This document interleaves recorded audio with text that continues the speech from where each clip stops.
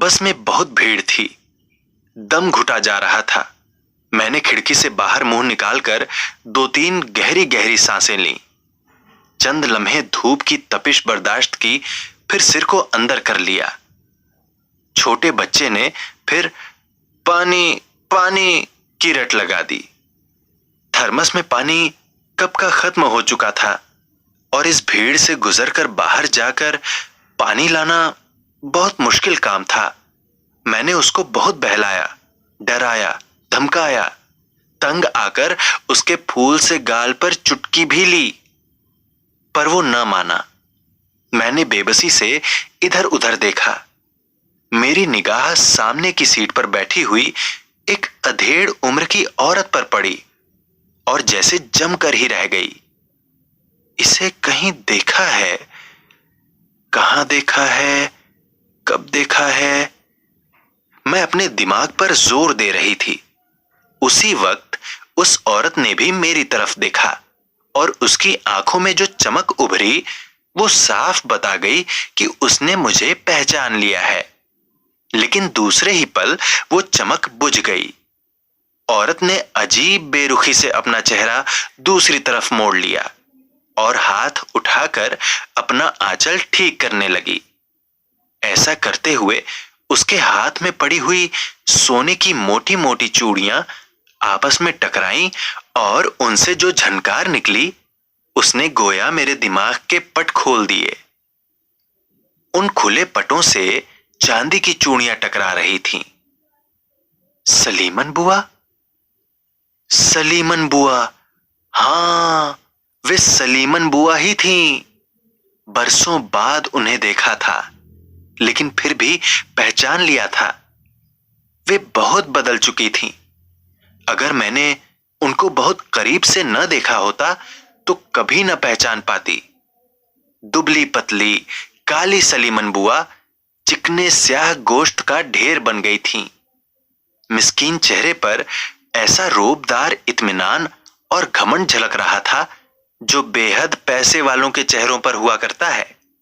अपने ऊपर वो हजारों का सोना लादे हुए थीं। कान, हाथ, नाक, कुछ भी तो खाली नहीं था। साड़ी भी बड़ी कीमती थी और वो पर्स भी जो उनकी गोद में रखा हुआ था। मेरा बच्चा रो रहा था और मैं उसको थपकते हुए कहीं दूर, बहुत दूर, बरसों पीछे भागी चली जा रही थी। मैं जब बच्ची थी तो यही सलीमन बुआ सिर्फ मेरी देखभाल के लिए रखी गई थी। उन दिनों वे बहुत दुखी थीं। उनके तीसरे मियां ने उनको तलाक दे दिया था और लड़के को भी उनसे छीन लिया था। सलीमन बुआ ने अपनी सारी ममता मुझ पर निछावर कर दी। मैं अपनी मां की ममता इसलिए कम पा रही थी क्योंकि मुझसे छोटे 2 और बच्चे भी थे। अम्मा बेचारी क्या करती? मुझे संभालती या मेरे नन्हे भाइयों को देखती?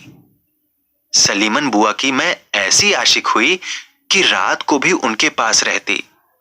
अब्बा जान सोते में मुझे अपने बिस्तर पर उठा ले जाते, लेकिन रात को जब भी मेरी आंख खुलती फिर भागकर सलीमन बुआ के पास पहुंच जाती। वे जागकर हंसकर मुझे चिपटा लेती। आ गई मेरी बिटिया रानी। और फिर अपनी बारीक आवाज में वे लोरी गाने लगती, जिसको सुनकर मैं फौरन सो जाती। मुझे नहलाना, मेरे कपड़े बदलना, कंघी करना, काजल लगाना, खिलाना पिलाना, सुलाना, कहानियां सुनाना, बाहर टहलाने ले जाना, ये सब बुआ के जिम्मे था। अम्मा मेरी तरफ से बेफिक्र होकर दूसरे बच्चों में लग गई थीं। बड़े भाई और आपा मुझे चिढ़ाते, देखो परवीन की बुआ क्या काली डरावनी सी है, अंधेरे में देखो तो डर जाओ, अरे भैंस है पूरी, शैतान की खाला। मैं रो रो मरती, दोनों को काटने दौड़ती, चप्पल खींच खींच मारती। सलीमन बुआ ये सब सुनकर बस मुस्कुरा दिया करती और मुझसे 2 गुना लाड़ करती। मैं काफी बड़ी हो गई थी, लेकिन फिर भी उनकी गोद में लदी रहती। मुहर्रम में मातम या 7 तारीख का कुदरती आलम देखने के लिए मैं इतनी दूर से खुरदपुरा और सैयदवाड़ा महल्लों में उनकी गोद में ही लटकर जाया करती। वो हाँफ जाती, थक कर चूर हो जाती, मगर न मैं उनकी गोद से उतरती न वे उतारती। कोई औरत टोकती, ए सलीमन बुआ, इस मोटी को लादे घूम रही हो, फेफड़ा फट जाएगा। तब वे बहुत बुरा मानती, फटने दो मेरा फेफड़ा, तुम काहे को फिक्र करती हो, बड़ी आई मेरी बिटिया को नजर लगाने वाली। घर आकर वे मेरी नजर उतारती तो मैं बड़े घमंड से गर्दन अकड़ा अकड़ा कर बड़े भाई और आपा को देखती। तब वे दोनों जल भून कर रह जाते। सचमुच मुझे अपनी काली डरावनी सी सलीमन बुआ से कितना प्यार था। बचपन छूटा, जवानी ने गले लगाया, फिर भी सलीमन बुआ मेरे उतने ही करीब रहीं। मैं अक्सर उनके साथ ही सोती। जब मुझे रात में नींद न आती तो वे मुझे लोरी सुनाने लगती। चंदन का है पालना, रेशम की है डोर, जीवे मेरी रानी बिटिया। मैं हंस देती, बुआ अब तो लोरी ना सुनाया करो, मैं बड़ी हो गई हूं। लाख बड़ी हो जाओ, मेरे लिए तो वही छटाक भर की हो। सलीमन बुआ ने 3 शादियां की थीं। 2 से कोई बच्चा नहीं हुआ तो तलाक हो गया कि वे बांझ हैं। मगर तीसरी शादी हुई तो 9वें महीने ही बुआ की गोद भर गई। ये शादी 5 साल चली, लेकिन यहां भी दुखों ने बुआ का पीछा न छोड़ा। उनके मियां का दूसरी औरत से दिल लग गया। बुआ ये बर्दाश्त न कर सकी। झगड़ा बढ़ा तो मर्द ने तलाक दे दिया और घर से निकाल दिया। साथ ही उसने बच्चा भी छीन लिया। हारी दुत्कारी सलीमन बुआ घर घर का कामकाज करके पेट की आग बुझा रही थी कि चाचा ने उनको अम्मा के पास पहुंचा दिया और उन्होंने उनको मेरे लिए रख लिया। खाना, कपड़ा, तनख्वाह, पान, दवा, बिछौना, बस और क्या चाहिए था उन्हें। बुआ हमारे घर में जमकर पूरे 16 बरस रहीं। बच्चे बड़े हो गए, बड़े अधेड़ हो गए। बुआ हमारे घर का एक जरूरी पुर्जा बन गई थी। मगर एक दिन 21 बरस का ऊंचा, तगड़ा, गहरा सांवला नौजवान हमारे दरवाजे पर आकर खड़ा हुआ। उसने पुकारा, अम्मा। बुआ जो मेरे लिए उपटन पीस रही थी, आवाज को सुनते ही दरवाजे की तरफ देखने लगी। उनका हाथ रुका तो चांदी की चूड़ियों का खनकना बंद हो गया। कौन है? बड़े भाई ने डपट कर पूछा, क्योंकि वो नौजवान सीधा अंदर घुसा आ रहा था। नीली पैंट, सफेद कमीज, हाथ में शानदार बैग, चमकते जूते और कलाई में सोने की घड़ी देख सब ठिठक कर रह गए। मैं हूं कलीम, अम्मा को लेने आया हूं, उसने कहा। बुआ ने 21 बरस के उस नौजवान में अपने 5 साल के कल्लू को बिलबिलाता देख लिया था। वे चीख मारकर दौड़ी, कलुआ, अम्मा, और दोनों एक दूसरे से लिपट गए। उफ, बेमुरव्वत, बेवफा सलीमन बुआ एकदम सब कुछ भूल गईं। अपनी जिंदगी के 16 बरस उन्होंने एक पल में झटककर दूर फेंक दिए। उन्होंने तो उस बिखरे उपटन को भी न उठाया जो चक्की के इर्द गिर्द पड़ा था और जिसको पीसते हुए वे लहक लहक कर गा रही थीं, गंगा जमनी तेरी ससुराल से आया सहरा, अब्बा मियां ने खड़े होके बंधाया सहरा। मैं सन्न बैठी रह गई। अचानक पत्थर की मूरत बन गई। बस टुकुर टुकुर बुआ को देखती रह गई। ये बड़ी खुशी की बात थी कि उनका बेटा उनको लेने आया था। रोता बिलखता कलुआ अब हंसता मुस्कुराता कलीम अहमद बन गया था। उसका बाप मर गया था और अपने पीछे ढेर सी दौलत छोड़ गया था, जिसका कलीम अकेला वारिस था, क्योंकि उसकी सौतेली मां बहुत बरस पहले ही उसके बाप को छोड़कर भाग गई थी। बाप की बेड़ी कटी तो वो अपनी मां का पता लगाते लगाते हमारे यहां पहुंचा और 2 घंटे बाद ही बुआ को लेकर चलता बना। 2 घंटों में बुआ सिर्फ एक बार मेरे पास आई थी, वो भी जाते वक्त। जा रही हूं बीबी, हमेशा सुखी रहो। मैंने सोचा था कि बुआ बिलख उठेंगी, मुझे किसी नन्ही बच्ची की तरह गोद में भर लेंगी, कलीम से लड़ेंगी, कहेंगी वाह मैं क्यों जाऊं अपनी बेटी को छोड़कर। मगर नहीं, बुआ की तो बाछें खिल उठी थीं। काला कलूटा चेहरा जो मुझको सलोना नजर आता था, खुशी के मारे और खून की तमतमाहट से और स्याह हो गया था। जा रही हो बुआ? मेरी आवाज थरथरा गई।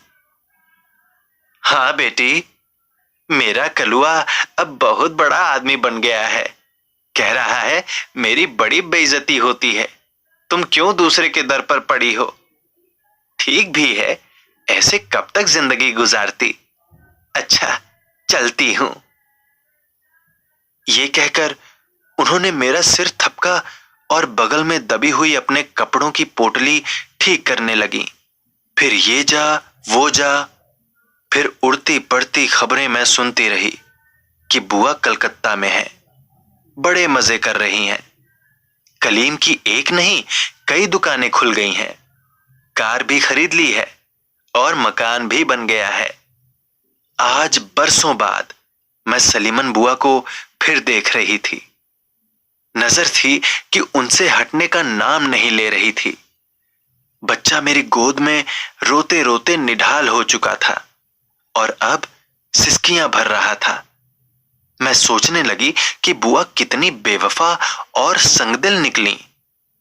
कभी किस चाव से कहा करती थी, इतनी उम्र यहां गुजरी, अब जो रह गई है वो भी रानी बिटिया के साथ इसके ससुराल में गुजर जाएगी। बिटिया को पाला है, इसके बच्चे को भी पालूंगी, आंखों के तारे बनाकर रखूंगी। लेकिन इस वक्त मैं भी सामने थी और मेरे दोनों बच्चे भी मेरे साथ थे। मेरा छोटा बच्चा प्यास के मारे रो रहा था और सलीमन बुआ ने चंद मिनट पहले ही किस मजे से अपने खूबसूरत थर्मस से पानी पिया था। फिर बड़ी नफासत से रुमाल से मुंह पोंछा। थर्मस बंद करके बराबर में रखी हुई टोकरी के अंदर रखते हुए भी उन्होंने मेरी या मेरे बच्चों की तरफ नहीं देखा। मेरा जी चाह रहा था कि पुकारूं सलीमन बुआ, मगर उनकी ठंडी ठंडी बेरुखी ने मेरे होंठ सी दिए। लो बहन, बच्चे को पानी पिला दो। एक औरत भीड़ को चीरकर बड़ी मुश्किल से मेरे पास पहुंची तो मेरी जान में जान आ गई। बहन बहुत बहुत शुक्रिया, मैं इतना ही कह पाई। शुक्रिया कैसा बहन जी, बच्चा जान दिए दे रहा था। मैंने नरेश के पिता से पानी मंगवाया, कोई साथ में नहीं है क्या? नहीं, मेरे पति मुझे स्टेशन पर मिल जाएंगे, मैं अपने मायके से आ रही हूं। ये बात मैंने सिर्फ सलीमन बुआ को सुनाने के लिए जरा ऊंची आवाज में कही, मगर वे उसी तरह ठस बनी बैठी खिड़की से बाहर देखती रहीं। बच्चे ने जी भर पानी पिया और मेरी ओर देखकर हंसने लगा। इतने में ड्राइवर आ गया और उसने हॉर्न बजाया। खुश होकर बच्चे ने पूछा, अम्मा अब बस चलेगी? हाँ बेटा, अब चलने ही वाली है। आहा, बस चल रही है। उसने अपने नन्हे मुन्ने हाथों से ताली बजाई। 2-3 आदमी उसकी मासूम खुशी देखकर हंसने लगे। मैंने बड़ी उम्मीद से सलीमन बुआ की तरफ देखा कि शायद वे भी देखें, शायद उनके चेहरे पर भी मुस्कुराहट उभरे और शायद वे अपनी बेमुरव्वती अब न निभा सकें। मगर बुआ का चेहरा सपाट था, चिकना स्याह पत्थर जिस पर हल्की हल्की झुर्रियों का जाल सा बंधा हुआ था। मैंने सोचा शायद बराबर में बैठा हुआ 8-9 बरस का लड़का उनका पोता होगा। वे उससे बातें कर रही थीं।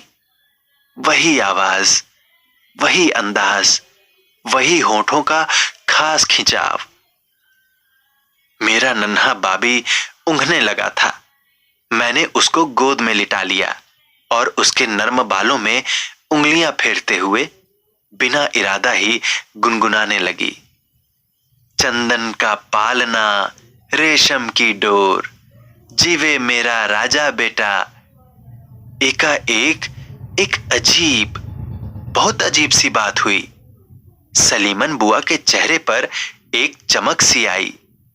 उनकी नजरें मेरे चेहरे से होती हुई बाबी पर जम गईं।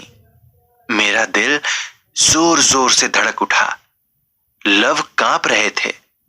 मैंने सोचा अब सलीमन बुआ उठी और अब उन्होंने मेरी गोद से बाबी को लेकर कलेजे से लगाया और अपनी उसी मीठी सुरीली आवाज में गुनगुनाने लगी, चंदन का है पालना।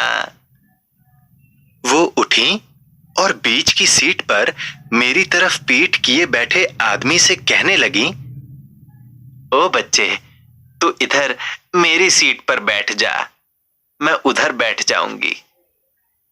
वो जरा कसमसाया मगर सोने की चूड़ियों की चमक और खनक के रोब में आ गया। वो उठकर बुआ की जगह जा बैठा और बुआ अपना भारी जिस्म समेटकर उसकी जगह पर धंस गई। अब मेरी तरफ उनकी पीठ थी। सब कुछ बदल गया था मगर उनका जूड़ा नहीं बदला था। वही पहाड़ी आलू जैसा उजड़ा सूखा जूड़ा और उसके गिर्द लाल फीता।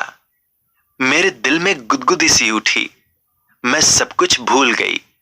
मैं तो बस वही शोख और खिलंदरी परवीन बन गई थी जो दिन में कम से कम 15 बार बुआ का जूड़ा हिलाकर ढीला कर दिया करती थी। तब बुआ मोहब्बत भरी झिड़कियां देकर अपनी नन्ही सी चोटी खोलकर लाल फीता दांतों में दबाए नए सिरे से जूड़ा बनाने लगती थीं। मैंने हाथ बढ़ाकर उनका नन्हा सा जूड़ा छू लिया तो उनके बदन में बिजली सी दौड़ गई।